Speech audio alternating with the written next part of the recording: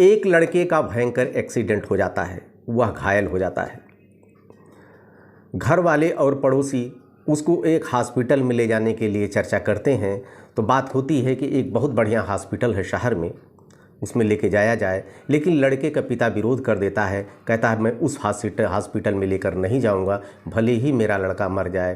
क्योंकि उस हॉस्पिटल में उसकी बहू काम करती थी। बहू से आखिर क्या नफ़रत थी कि एक बाप अपने बेटे की जान नहीं समझ रहा है, जान को कुर्बान करने के लिए तैयार है, बस वो अपनी बहू का मुंह नहीं देखना चाहता था। आखिर इतनी सी क्या नफ़रत थी। लोग बहुत समझाने बुझाने की कोशिश करते हैं तो बाप नहीं मानता है। पूरा मामला क्या है इसको हम बताएंगे, मूल कहानी पे अपने आएंगे। लेकिन उसके पहले चैनल को आप लाइक कीजिए, सब्सक्राइब कीजिए, जिससे हमारा हौसला बढ़ता जा रहे। मित्रों, ये कहानी है बिहार के सासाराम की। बिहार के सासाराम में एक लड़का सुनील नाम का होता है, जिसकी शादी धूमधाम से होती है। 4 महीने तक सब कुछ अच्छा चल रहा था। चूँकि सुनील को अपनी पत्नी सीमा बहुत पसंद थी और सीमा को सुनील बहुत पसंद था। दोनों पति पत्नी में बहुत अच्छा तालमेल चल रहा था, उसका स्वभाव भी बहुत अच्छा था। लेकिन उस समय उस परिवार पर वज्रपात हो जाता है। न जाने किसकी नज़र लग जाती है कि जब लड़की को पिता को पता चलता है कि हमारे लड़के की शादी धोखा देकर की गई है, लड़की की डिग्री को गलत बताया गया है। क्योंकि बता के ये किया गया था कि लड़की जीएनएम यानी कि नर्सिंग का कोर्स किए है। लड़का चूँकि पहले से पीडब्ल्यूडी में बाबू था और वो जान रहा था लड़के का पिता कि अगर लड़की जीएनएम का कोर्स किए हैं तो कल हम इसकी भी नौकरी लग जाएगी, पति पत्नी दोनों लोग नौकरी करेंगे। यही सोचकर उसने शादी की थी। दहेज भी अच्छा खासा मिला था, लेकिन इस चीज़ को लड़की के पिताजी ने छिपा लिया था। रामकृपाल जो सुनील का पिता होता है, एक दिन अपनी बहू से कहता है कि बेटा डिग्री ले आओ अपनी जीएनएम की। तो बहू कहती है कौन सी डिग्री, कैसी डिग्री, मेरे पास तो कोई डिग्री नहीं, मैंने तो सिर्फ बीएससी किया है। तो वज्रपात हो जाता है। रामकृपाल बहुत नाराज़ हो जाता है, कहता है कि तो धोखा दे के शादी की गई, हमको तो बताया गया था जीएनएम है लड़की। तो कहती तो उसमें क्या है पापा जी, पढ़ी लिखी तो हूँ, तो बीएससी मैंने किया था। पिताजी वो आपके बीच में क्या बात हुई हमको जानकारी नहीं है। लेकिन रामकृपाल नाराज़ हो जाता है। अब वो फ़ोन करता है अपने समधियाने को, मतलब अपनी बहू के मैके को। बहुत नाराज़गी व्यक्त करता है, घर में बड़ा तूफान मचा देता है। अपनी लड़की बहू से कहता है कि अपने पिता को बुलाओ।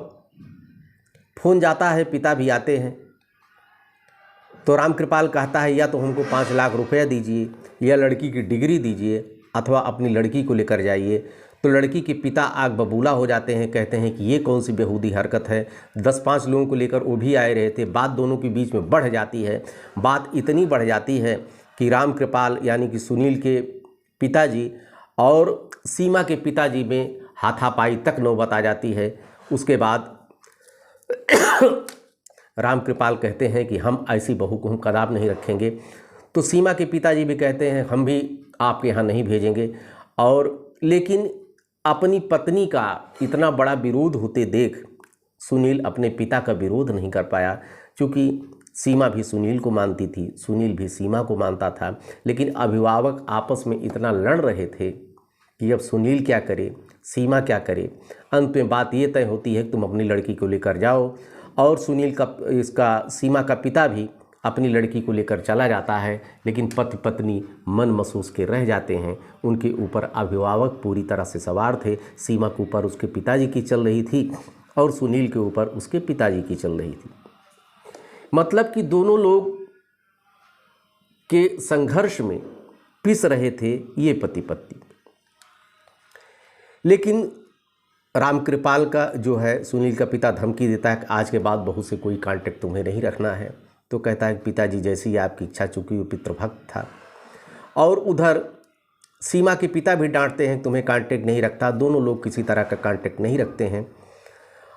वो अपने पिता को समझाती है सीमा कि क्या हुआ, ज़रा बात कीजिए पापा जी, नर्सिंग कोर्स की बात है, बाद में कोर्स कर लेंगे। तो कह रहा है, सीमा के पिता कह रहे हैं कि बेटा भले तुम नर्सिंग का कोर्स कर लो, लेकिन अब उस घर में तुम्हें कदापि नहीं भेजेंगे, हम दूसरी शादी करेंगे। नर्सिंग का कोर्स करना चाहती हो तुम कर सकती हो। तो बात बन जाती है। वो लड़की नर्सिंग का कोर्स करने पटना चली जाती है, जीएनएम का कोर्स करती है। 2-3 साल कोर्स में लग जाते हैं करने में। 2-3 साल कोर्स करने के बाद उसको नौकरी लग जाती है, और फिर वही सासाराम में, जहाँ पर उनका मकान था, जहाँ के वो लोग रहने थे, सासाराम में ही वो नर्सिंग का कोर्स करने के बाद वहीं एक हॉस्पिटल में नौकरी करने लगती है। इधर 4 साल बीत जाते हैं। न सुनील सीमा से मिला, न सीमा सुनील से मिली। बस पिता लोगों की आपसी प्रतिद्वंदिता में ये दोनों पिस गए, दोनों से कोई भी कांटेक्ट नहीं हुआ। एक दिन की बात है कि अपने ऑफिस जा रहा था सुनील, रास्ते में उसका एक्सीडेंट हो जाता है। एक्सीडेंट इसका इतना भयंकर था कि बहुत सा खून उसके शरीर से निकल जाता है और वो बेहोशी की स्थिति में हो जाता है। लोग उठा के घर लेके आते हैं। तुरंत हॉस्पिटल ले जाने की बात होती है। तो ये होता है कि शहर के सबसे बड़े हॉस्पिटल में ले जाया जाए, लेकिन चूंकि सुनील के पिता को पहले से पता था कि उसमें उनकी बहू काम करती है, बहू का मुंह नहीं देखना चाहता था। उसने कहा कहीं भी ले जाओ, लेकिन उस हॉस्पिटल में लेके तुम्हें नहीं जाना है। लोग बहुत मनाते हैं, लेकिन उसका पिता मानता नहीं। भले मेरा लड़का मर जाए, उस हॉस्पिटल में नहीं जाएंगे। लोग दूसरे हॉस्पिटल में लेके जाते हैं, वहाँ से जवाब हो जाता है। फिर एक हॉस्पिटल में ले जाकर जाते हैं, वहाँ से भी जवाब हो जाता है। चूँकि इतना गंभीर मामला था, खून इतना बह गया था कि कोई हॉस्पिटल सुनील को लेने के लिए तैयार नहीं था। तो अंत में थक हार के और घर वाले पड़ोसी उनके पिता की बात को ना मानते हुए रामकृपाल की बात को एकदम से इग्नोर कर दिया। उसी हॉस्पिटल में लेकर चले गए कि जहाँ पर विरोध था, जहाँ पे उनकी बहू रामकृपाल की वहाँ पे काम कर रही थी। रामकृपाल की एक नहीं चली, रामकृपाल भी थोड़ा ठंडे पड़ गए। वहाँ पर जैसे एम्बुलेंस से सुनील को उतारा जाता है, सुनील का छोटा भाई स्ट्रेचर पर सुनील को लाता है, और 4-6 लोग थे। वही हॉस्पिटल के इमरजेंसी में बैठी थी सीमा। उसने देखा कि अरे मेरे परिचित तो गांव ससुराल के लोग कुछ आ रहे हैं। बाहर निकलती है तो देखती है कि उसका देवर भी खून से लथपथ था, स्ट्रेचर को हाथ में लिए लेकर आ रहा है। वो दौड़ती बहुत तेज़ी से। सुनील उसके देवर से अपने कहती है अरे ये क्या हुआ? तो उसने कहा ये भैया है, बहुत तेज़ इनका एक्सीडेंट हो गया है, सारे हॉस्पिटलों में जवाब हो गया है, एक ही आप सहारा हैं भाभी जी, इनको भैया को किसी तरह से बचा लीजिए, अब जान तुम्हारे हाथ में है। वो कहती है परेशान न हो। जैसे उठाती है देखती है, जैसे चद्दर उठाती है देखती उसका हस्बैंड बेहोशी की हालत में था। तुरंत वहाँ पे रोने लगती है, लेकिन कलेजे को मजबूत करती है, रोने से काम तो चलने वाला नहीं था। वो तुरंत सभी डॉक्टर को बुलाती है और सभी डॉक्टर कहते हैं इसकी हालत गंभीर है, मेडिकल कॉलेज लेकर जाइए। लेकिन कहती है कि चाहे जैसे पहले यहाँ इलाज कीजिए, कंट्रोल कीजिए, उसके बाद हॉस्पिटल तो लेकर जाएंगे ही। हॉस्पिटल में इलाज शुरू हो जाता है, उसका कंट्रोल में आ जाता है। 2 दिन एडमिट रहता है। पूरी सेवा करती है सीमा, अपने पति की पूरी देखभाल करती है, कंट्रोल में आ जाता है। हालांकि होश में नहीं आती है, लेकिन फिर भी वो हॉस्पिटल से रिफ़र कर दिया जाता है कि इसको मेडिकल कॉलेज आपको ले जाना पड़ेगा। एम्बुलेंस के साथ में सीमा भी चल पड़ती है उस हॉस्पिटल में। चूँकि आपको पता है कि किसी हॉस्पिटल में इस समय एडमिट कराने के लिए कितनी समस्याएं होती हैं। चूँकि जिस हॉस्पिटल में काम करती थी, कुछ डॉक्टर मेडिकल कॉलेज में पढ़े थे, उनका कांटेक्ट था। सोर्स लगवा कर सिफारिश करवा के सीमा तुरंत लेकर भागती है मेडिकल कॉलेज में, एडमिट कराती है अपने हस्बैंड को। वहाँ पर इलाज शुरू होता है। इलाज शुरू होने के बाद 2 दिन बाद एक बड़ा ऑपरेशन किया जाता है। ऑपरेशन के बाद 1 दिन के बाद सुनील होश में आता है। सामने देखता है उसकी अपनी ही पत्नी थी, 4 साल पहले सीमा को जो छोड़ दिया था। तलाक तो नहीं हुआ था, केवल पिता लोगों की प्रतिद्वंदिता के कारण अपनी पत्नी को उसने छोड़ा था। वो कहता है अरे सीमा तुम कैसे? तो सीमा कहती है आप ठीक तो है ना? यही कह के सुनील अपना हाथ बढ़ाता है। सीमा भी अगल बगल देखती है, संकोच करते हुए सुनील का हाथ ले लेती है अपने हाथ में। कहती है सुनील तुम चिंता न करो, मैं हूँ ना, मैं तुम्हें बचा लूँगी, तुम चिंता एकदम न करो, अब मैं आ गई हूँ, आप निश्चिंत रहिए। रोने लगता है सुनील, चूँकि अपनी पत्नी को अच्छी तरह समझता था वो। उसके बाद बाहर सुनील के पिताजी लोग बैठे थे। लोग बाहर जाके बात करते हैं कि सुनील होश में आ गया है। तो सुनील के पिताजी रामकृपाल का जितना घमंड था अब वो चूर हो चुका था, उनका अहंकार ख़त्म हो चुका। उनको पता था कि हमारी बहू जिससे मैं नफ़रत कर रहा हूँ, किया हूँ, वही किसी तरह से हमारे बच्चे की जो है जान बचाई है। अंदर आता है, देखता है सुनील होश में आ गया रहता है और सीमा हाथ उसका सुनील का छोड़ देती है, क्योंकि ससुर साथ में था। तो राम कृपाल रोने लगता है।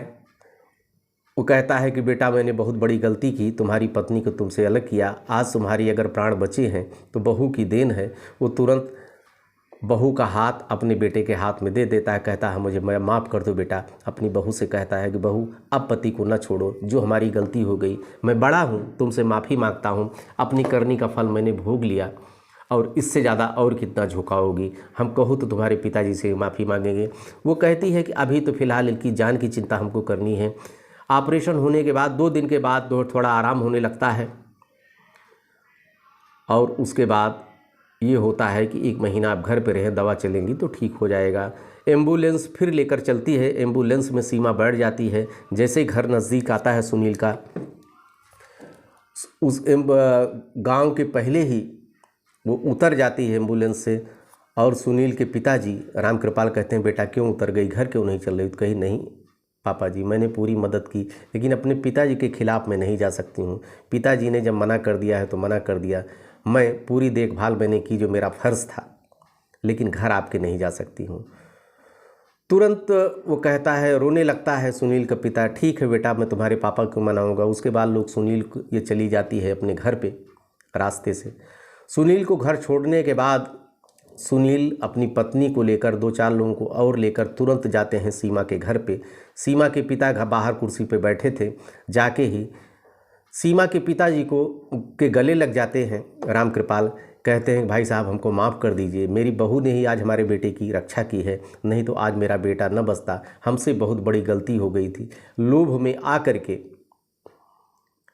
मैंने ये निर्णय ले लिया था, दहेज की भी डिमांड मैंने कर दिया था।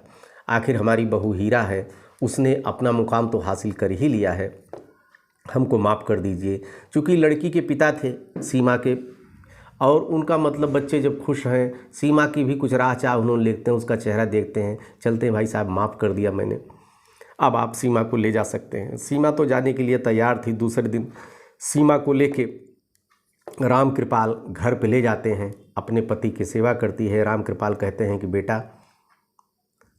तुम चाहो तो नौकरी अपनी छोड़ भी सकती हो, मैं नौकरी की कोई ज़रूरत नहीं है, हमारा बेटा वापस मिल गया, हमारी बहू मिल गई। वो कहती है कि पापा जी इसी नौकरी की वजह से तो मैं इनकी प्राण रक्षा कर पाई हूँ और सेवा करना तो मेरा धर्म है।